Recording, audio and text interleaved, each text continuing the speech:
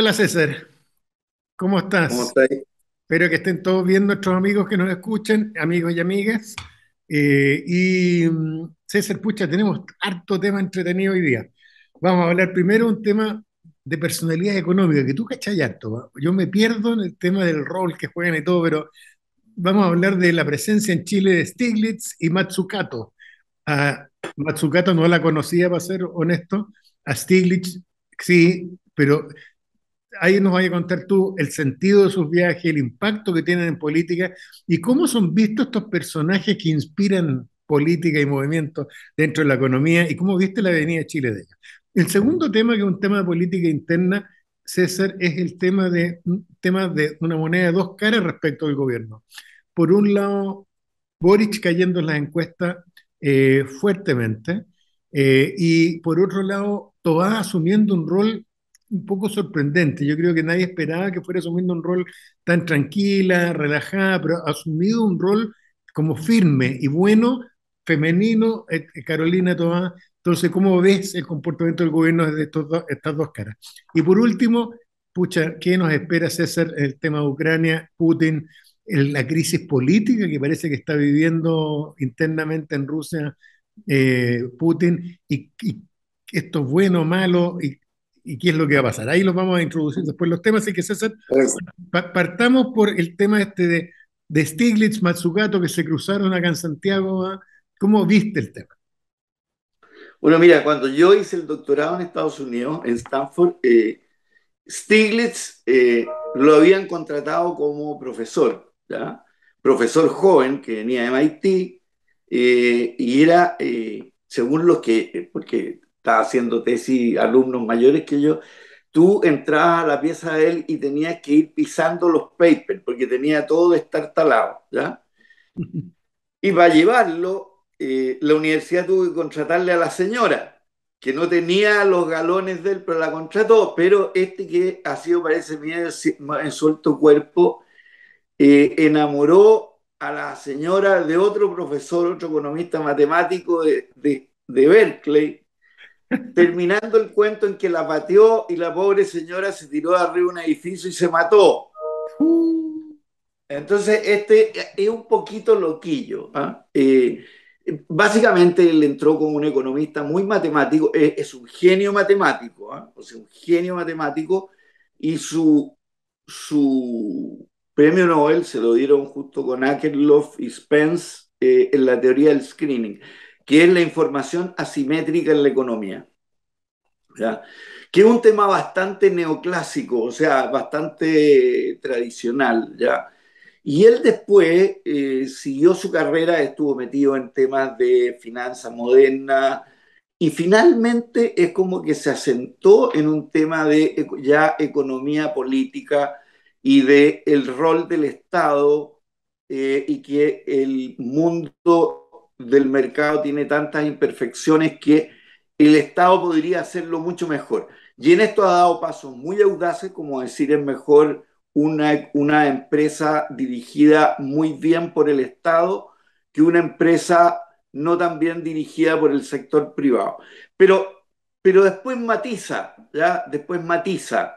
Eh, entonces no tiene como una especie de agenda, pero sin duda alguna que conversa mucho con la gente que está ahora en el gobierno o el equipo más íntimo de Boric, que cree en un Estado con más, yo no sé si diría intervención, pero con un Estado promotor, un Estado que ayuda a sectores empresariales que vale la pena desarrollar.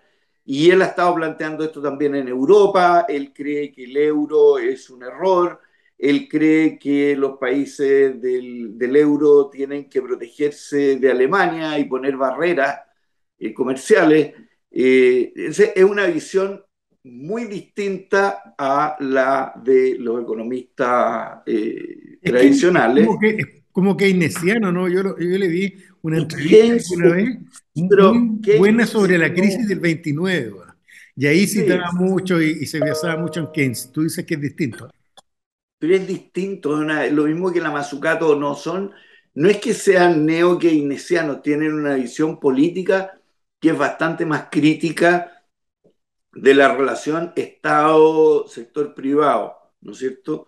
Que lo que era Keynes. Keynes era un capitalista hecho y derecho, un jugador de bolsa, ¿ya? Y lo que quería era un cierto orden mundial y un banco central, ¿no es cierto? Y un Estado que se metiera más, pero no en temas de desarrollo industrial, sino que para amortiguar el ciclo económico. O sea, Keynes, ¿no es cierto?, decía, es absurdo tener esta crisis económica por falta de inversión cuando metiéndole plata al sistema y metiéndole gasto fiscal uno zafa. Y uno de los grandes como ejemplos que cita Keynes, ¿no es cierto?, de éxito de algo así es Hitler. Claro, ¿Ya? las carreteras, las autobahn y todas las cosas. Entonces, claro, se pone a la carrera armamentista, tiran plata, etcétera, etcétera, etcétera, pero eso es más o menos el Stiglitz. Entonces, él siempre fue, yo creo, un poquito hippie, ¿ya? Un genio matemático, o sea, tenían un seminario entre Stanford y Berkeley que se llama para economistas matemáticos, o sea, para genios. Entonces estaba exponiendo Kenneth Arrow, que fue premio Nobel también, ¿ya? Y estaba Stiglitz, y de repente Stiglitz le dice, ¿quién le dice? En el paso que sigue a tu ecuación vas a cometer un error. Y Arrow le dice, sí, le dice, pero dos más abajo se arregla. O sea, es como esos jugadores de ajedrez, ¿cachai? Entonces es un tipo bien genial, pero que es muy controversial, muy controversial.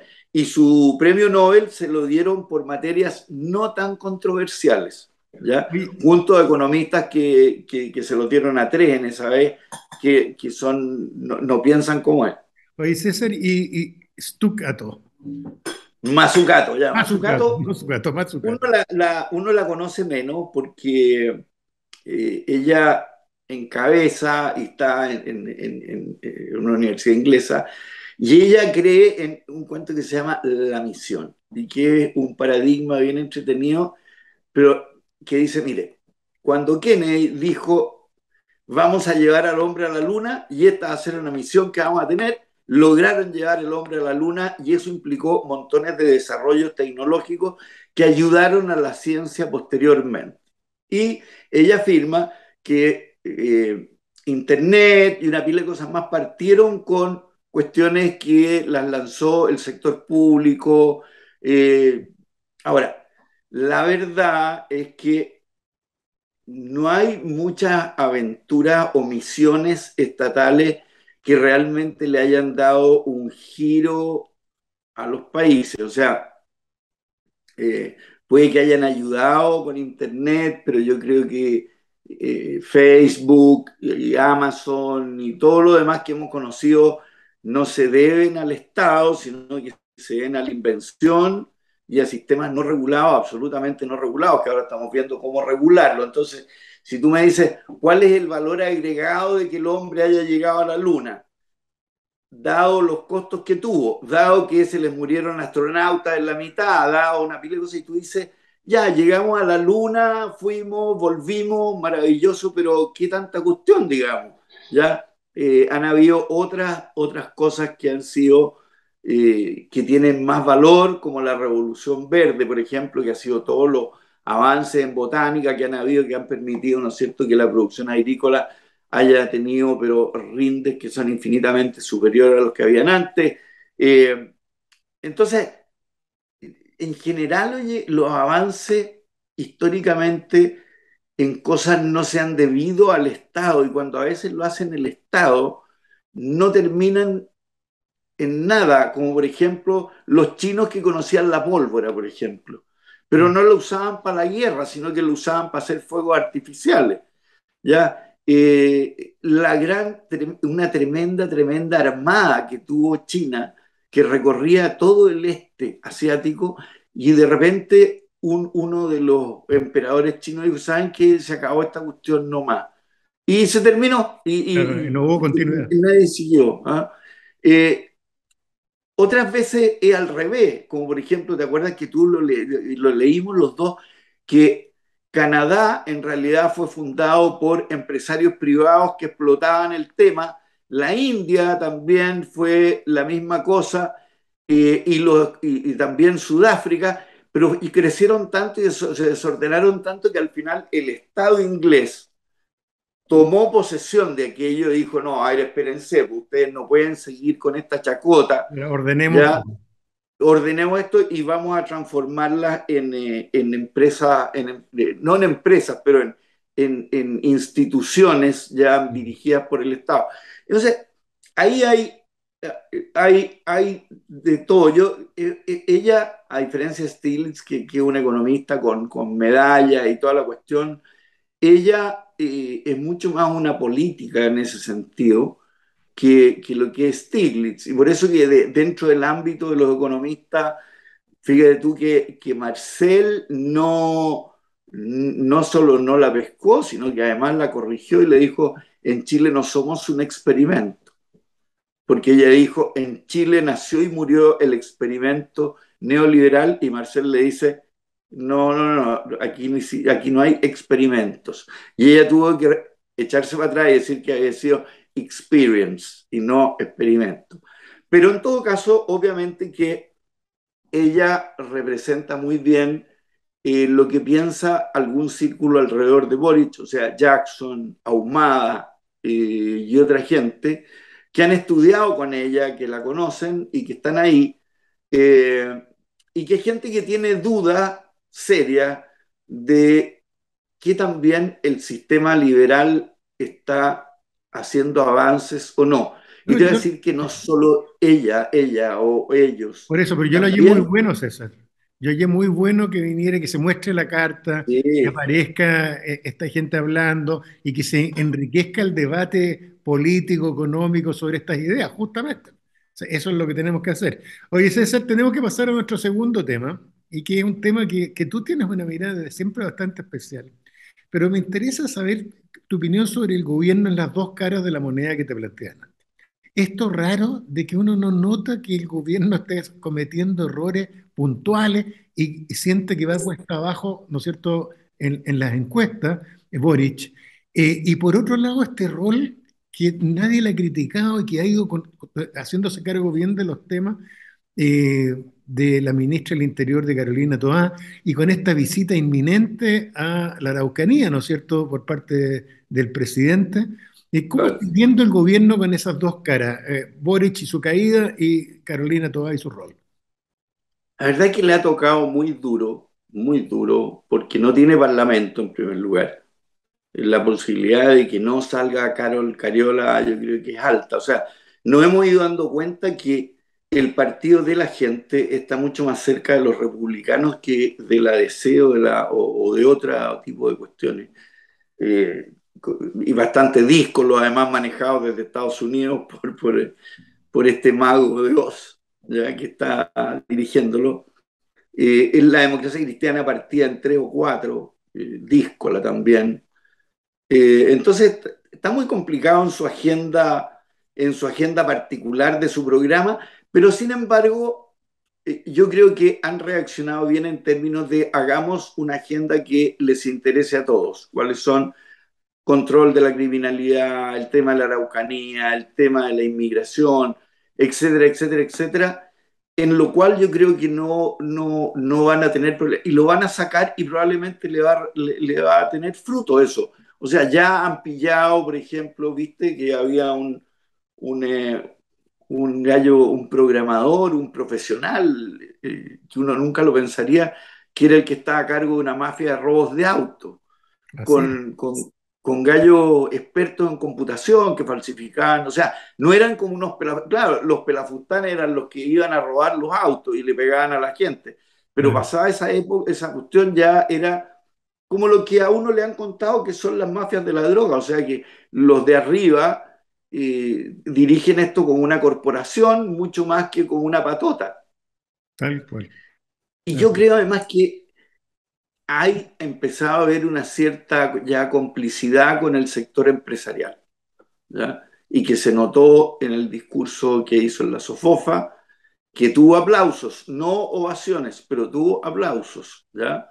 Eh, o sea, lo que ha hecho Itoá, por otro lado, calladita, pero ha ido mejorando la relación con los carabineros, con las policías, está viendo para que les den, que yo creo que lo más importante es validándolos. Sí, yo creo que no hay otro problema que eso. O sea, llegó a decir una cosa tan increíble para alguien de izquierda, superando esta especie de mito que siempre hemos conversado, este trauma, cuando dice, si a un carabinero le van a tirar un ladrillo, puede disparar. ¿Ya? Eso es inédito, eso yo no lo había escuchado nunca, y yo creo que ahí hay un tema que ella lo ha hecho bien. Ahora, el viaje a la Araucanía, yo me imagino que no irá a ser como el anterior, o sea, que va a ser bien pensado, que va a tener sus agendas bien armadas, que va a visitar lugares que valga la pena hacerlo.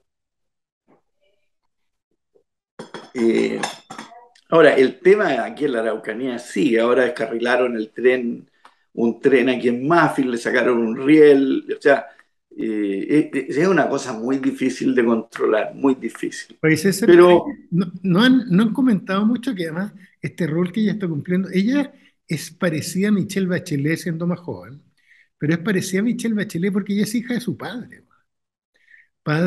que sí, murió, entonces esto tiene un murió. valor del punto de vista de reencuentro, de cosas. Ella es hija de un ex ministro, Salvador Allende, que murió en circunstancias que hacen presumir que lo mataron dentro de los subterráneos del hospital militar. Weón.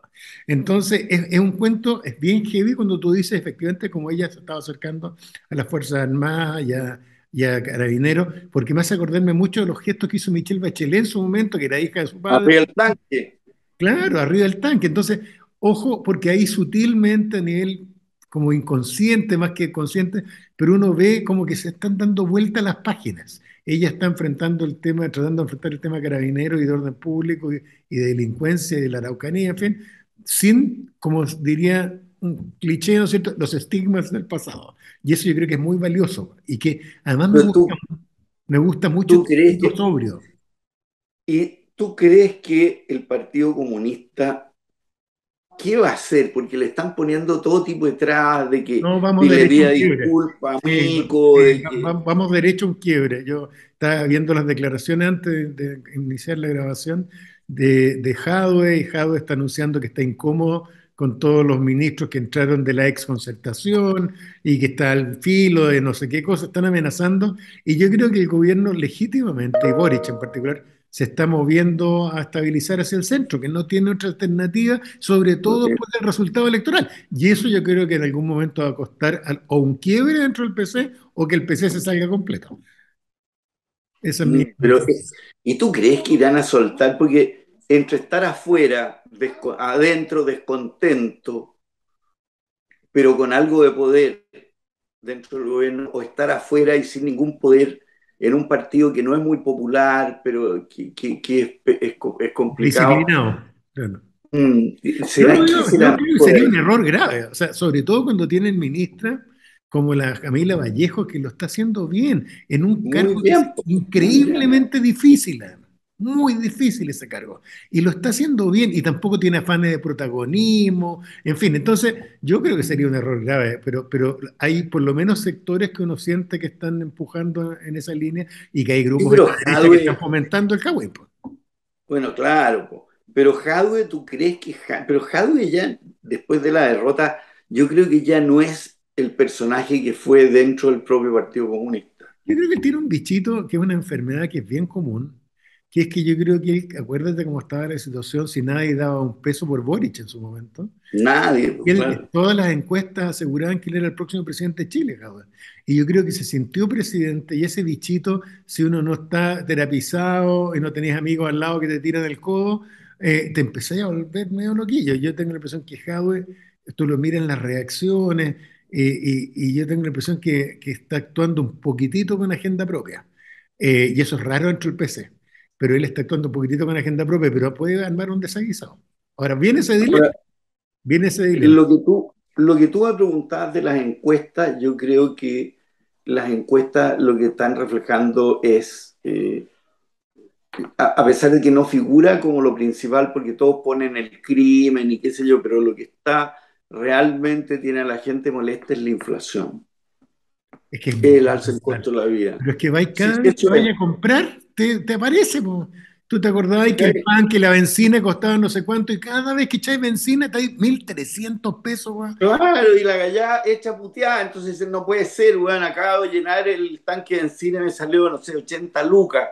No puede ser si antes lo hacía con 40 y acabo de ir a comprar, no sé, tomate, no sé qué otra cuestión y mira cómo está. Entonces, eso yo creo que en general afecta mucho más porque lo del crimen, y tú lo has estudiado súper bien, eso también hay una sensación en la medida que los medios a cada rato te lo dan. O sea, tampoco Chile es el país más inseguro del mundo ni de Sudamérica, y en todos los países si tú te vayas a meter un parte rara te pueden pasar desgracias, eh, pero la gente que es atacada es mucho menos. En cambio, la inflación le pega a todos, ricos, pobres, No es etcétera. maldito. Y además Pega en la tasa, y el y pega en la argumento, tasa de interés, Juan Pablo. La tasa además, de po, interés de la tarjeta de crédito para el eso gallo que es. no alcanza a cerrar el mes, está el CAE, no sé, me llegó el otro día la tarjeta de crédito de Falabella, que es como para 38% al año.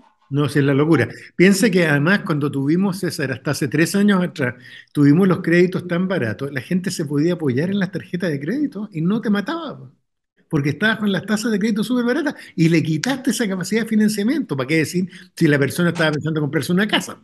Entonces, yo estoy de acuerdo contigo.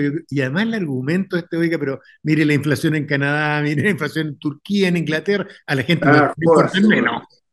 Claro. No, yo estoy de acuerdo contigo que esa explicación puede ser ese malestar maldito diario del incremento de los precios es mortal. Ahora, ¿tú crees que está bajando, César? ¿Tú crees que llegó a un tope?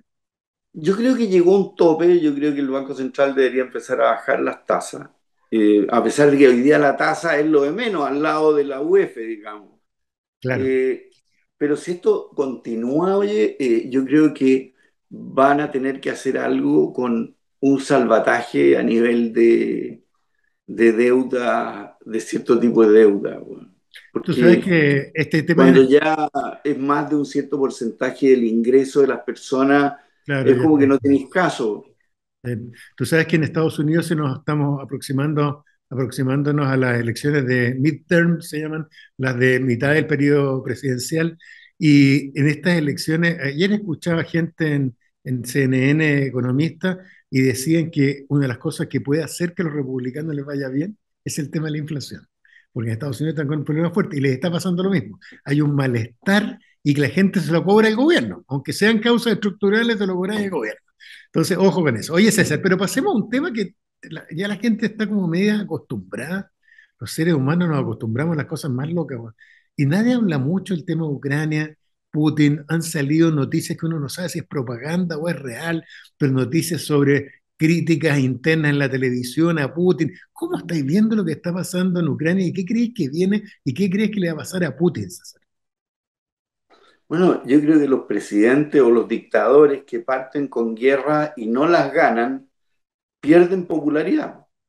Y yo creo que es lo que le está pasando. O sea, piensa tú que de repente vamos a cumplir un año, se pegaron sus avances, están retrocediendo, y eso que Estados Unidos no le ha dado su mejor tecnología. ¿Ya? Tal Estados cual. Unidos tiene unos cohetes dirigidos de esos que llegan a donde tú quieres que lleguen, pero que van a más de 300 kilómetros. No se los han querido dar para que no les contesten los otros con más. Claro. Pero aparentemente esta cuestión del reclutamiento de jóvenes fue un desastre, que la gente se arrancó, el alcalde de Moscú dijo hasta aquí llegamos, por lo menos en esta ciudad, con lo cual le están cargando la mano a otras.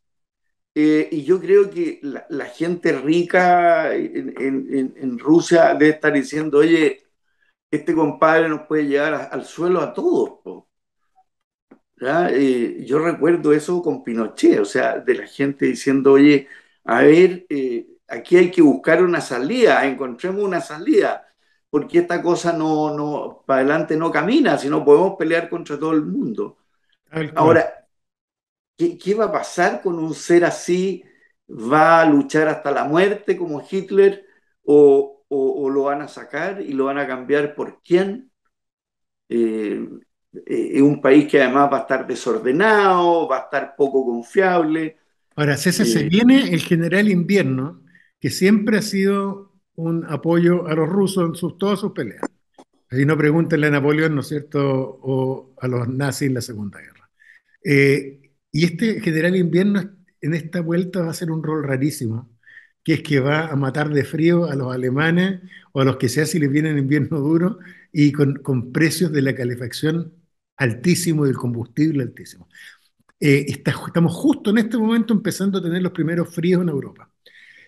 ¿Tú crees que él está esperando jugar ahí con una forma de presión de desestabilizar los países, de forma tal que Alemania se pase a negociar un acuerdo, ¿no es cierto?, y le dé una salida a Rusia con tal de recibir gas barato? bueno, yo creo que debe haber una negociación secreta seguro entre Estados Unidos y los países occidentales con Rusia, va a decirle, muchachos, a ver, cortemos este lecero, pues, bueno, si esta cuestión es de loco. Eh, Y yo creo que Europa es capaz de pasar un invierno duro, dos no, ¿ya? Pero yo no sé si Rusia aguanta otro año de desgaste bélico sin quebrar. ¿Tú te has Porque fijado tú que ves que además, los chinos se les han alejado. Los chinos, ¿te acuerdas que al principio como que le sí, daban cuerda? Hoy día no le está dando cuerda a nadie. Se decía que Bielorrusia iba a entrar a la guerra a favor de ellos, no entró. sí, no, sí está muy, muy complejo. Ahora, a mí hay gente que está feliz con esto, y a mí me aterra esta cuestión, porque mientras más acorralado veo a Putin siendo como es Putin, y a uno no olvidándose, ¿no es cierto?, la escuelita que secuestraron esos grupos chechenos en algún momento, o cuando secuestraron ese teatro en Moscú, y las brutalidades que hizo Putin, yo creo que hay que tener cuidado con acorralarlo mucho, pero en fin. Oye, César, y tú a propósito que tú, igual que a mí, nos gusta la historia de la guerra, te comentaba antes de partir que uno de los temas que a mí en mi ignorancia de historia militar, porque yo soy observador nomás amateur, pero dentro de los temas que a uno lo haya maravilloso del punto de vista teórico, son todas estas guerras que parten como la Primera Guerra Mundial, que la gente pensaba que iba a durar 2 minutos, la Guerra de Vietnam, que pensaron que iban a entrar y salir, ¿para qué decir? No tengo idea, la Primera Guerra Mundial, ¿no es cierto? Y el famoso libro este, Los Cañones de Agosto, en que justamente la tesis decía, todos pensaron que la Primera Guerra Mundial no iba a durar nada, y mire, la En la masacre. Navidad estaremos en la casa. Claro, para Navidad vamos a estar en la casa y terminaron, ¿no es cierto?, como 10 millones de muertos después de 4 años de pelea. Entonces, a propósito de Afganistán, ¿no es cierto?, 20 años los norteamericanos, ¿tú crees que hay posibilidades de que esta guerra, de ser una guerra cortita, como se imaginó Putin, se transforme en una guerra de desgaste, de attrition, le dicen los gringos, una guerra de desgaste? ¿O tú crees que hoy día las economías de ambos no dan para eso? Es lo que se decía de por qué la guerra mundial, la primera, iba a ser tan corta, porque era tal la interrelación económica que había entre los países que era imposible que durara mucho. Y mira tú cómo sí duró. Pero también hay un cuento de números. O sea, a ver, ¿puede Rusia pegarle a todos los países occidentales más Estados Unidos? Yo no lo creo. Si es un país chico, no es una economía grande, su arma es el petróleo hoy día y no mucho más. Eh, yo creo, no, yo creo, fíjate que no. Si los fregados, ¿cómo salen con la cabeza arriba? Po? ¿Cómo salen sin que sea, ¿no es cierto? Porque estas guerras de atrición terminan con una de las partes derrotada igual, a un costo más grande nomás. Tal cual, pues, exactamente. Ya, César, oye, se nos va terminando el tiempo y recomiéndanos, César, libro, película y restaurante. Ya, el libro se llama The Price of Time, que es la historia de la tasa de interés a lo largo de la historia y una crítica muy, muy aguda al rol que han tenido los bancos centrales últimamente, ¿ya? Y a sus tácticas y cómo su manejo monetario ha sido muchísimo más malo de todo lo que creemos. Una crítica bien interesante, pero que parte con cómo calculaban los babilonios la tasa de interés, cómo, por qué Santo Tomás de Aquino encontraba que la usura era un pecado gravísimo, pero se recorre, pero la crítica a los bancos centrales actuales, a Mario Draghi, a Bernán, que nadie lo ha criticado mucho, es muy aguda y va, apunta, yo creo, a cosas bien interesantes, a cómo ellos han armado estas burbujas y que nadie se atreve a desarmarlas y que según ellos él se viene otra burbuja. En película, 1985, que es el juzgamiento de los generales argentinos en la época de Alfonsín. Bueno, ¿Ya? Es una película argentina que me la han quete recomendado, que dicen que es buenísima. Aparte que los argentinos hacen bien esas cosas, pero parece que está estupenda. Y de restaurante, El Mestizo. muy bueno. Yo hace tiempo que no voy, pero cometí la locura, por una razón noble, eso sí, de viajar el martes en la noche en bus a Santiago, desde Valdivia, y volver el miércoles en la noche en bus a Valdivia y pasé frente al Mestizo. Así que me pasé 2 noches durmiendo arriba de un bus, todavía me dura, pero fue por una razón noble, así que estuvo bien. Y ahí me Tiene que haber acordé sido del muy Mestizo. noble la razón, porque eso de ser demoledor. Sí. Y el Mestizo es bueno, es caro, hay que tomar reserva con tiempo, pero es buenísimo, vale la pena. ¿Y tú? Mira, libro, pucha, un libro que lo he ojeado, lo he mirado, tiene tesis interesantes, pero me lo voy a leer con calma más adelantito, y que toca un tema que a mí siempre me ha permitido, o sea, no he entendido, y que es la relación entre Franco y Hitler. No olvidemos lo obvio, ¿no es cierto?, que los alemanes y la Italia fascista apoyaron en la Guerra Civil Española a Franco, tuvo la Legión Cóndor, etcétera. Incluso sabemos que estuvo la Legión Azul, ¿no es cierto?, de voluntarios españoles del Frente Oriental en la Segunda Guerra, pero nunca, siempre se permaneció España neutral. Y este libro de este señor Stanley Payne, gran historiador, eh, se mete al medio del tema y por lo que me he dado cuenta, tiene una tesis, entre otras, para explicar por qué no se provocó la alianza y la entrada en la guerra de España, que era como obvia, ¿no es cierto? Entre otras cosas por el tema religioso y que tuvieron un choque de personalidades cuando se juntaron en Endaya, se juntaron Franco con Hitler y tuvieron un choque, y entre otras cosas, a Hitler le cayó como patán en la guata esta cuestión beata que tenía, católica, integrista que tenía Franco, y por eso que no insistió y tenía esta relación. Pero es apasionante el libro y el tema, además, es increíble. Uno se le olvida a propósito de las cuitas, César, chilenas, que siempre obviamente somos muy críticos nosotros todo lo que pasa acá, pero imagínate en España la situación institucional hoy día en que hay un rey que no llega, que es Juan Carlos originalmente, ¿no es cierto?, el papá del actual rey de Felipe, pero que llega al poder no por tradición, por normas históricas, sino porque un dictador lo pone, porque de hecho técnicamente era el papá el que tenía que haber entrado. No lo dejaron entrar Y no nunca, lo ¿tú dejaron sabes? entrar nunca. Y No los, lo dejaron entrar nunca. y los españoles como que tapan esa historia. Así que recomiendo el libro y el tema, sobre todo, además Buena, lo muy hallo buena. apasionante.